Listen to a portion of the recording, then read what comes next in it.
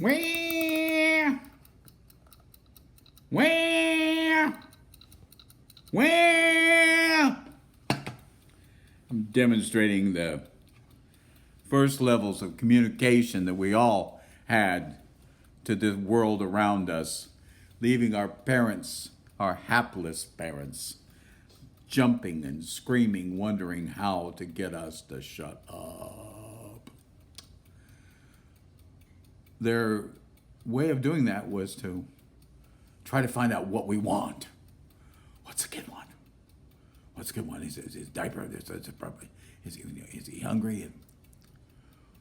And it continues on for us when we get into 2, 3 years old, where we would come to the dinner table and the food would be set out, and our parents would look over at us, and we'd have our fork playing with her, and they'd say, "What is it you want? What do you want? What do you want? What do you want?" You know, this is really a phenomenon, though, of only the past 100 years. Before that, people worked in the fields for so long, they were so tired, and they were so hungry. All the kids, all the mothers, the dads, and everything, that when they came to the dinner table, they were grateful for a plate of beans, all of them. I'm not suggesting we return to that. What I'm saying is, we were trained to evaluate ourselves, our 3 square feet, on what we want. And it's created a world where people live their lives based upon what they want, instead of saying, "Who am I?" See, you can't live your life based upon what you want. It fluctuates, it goes up and down, it goes back and forth. It leads you down the path of righteousness, it leads you down the path of sin. It leads you everywhere by the nose. What you want to live your life by is, who am I? Once I find out who I am, what really is important to me, what I want to be said about me, what I want to be believed about me, then I can look at what I want and go from there and make a difference. Don't fool yourself. The entire society is geared to what I want. And then we try to adjust what we want to who we are, or we justify it, or we try to explain it. Well, you see what I was trying to do when I went after that thing. When I had that affair, I was really just objecting to the fact that my wife won't talk to me. And because we're not basing our wants on who we are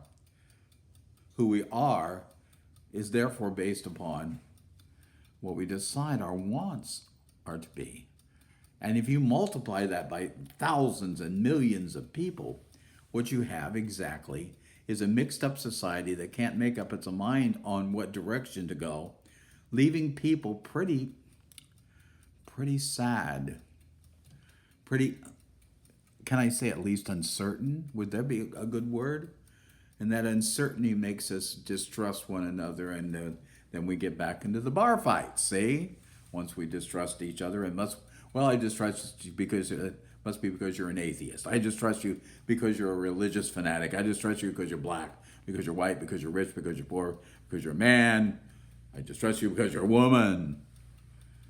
Because we don't know who we are. We judged our lives on what we want and tried to make what we want come back and define who we are. And it's left us so freakishly confused that we don't know how to manage this 3 square feet around us so it communicates exactly what we want it to communicate. What exactly we want it to say. Today I come to you sitting face to face, as I've done every single day for about a month and a half now. But I put on a pair of glasses. Why? Because I had to look down at a couple things. That was my practical reason, but the glasses communicated to you something of who I am. Oh, I see. That fellow occasionally wears glasses. But The glasses are not something I want. They're something I use in proving and sharing who I am.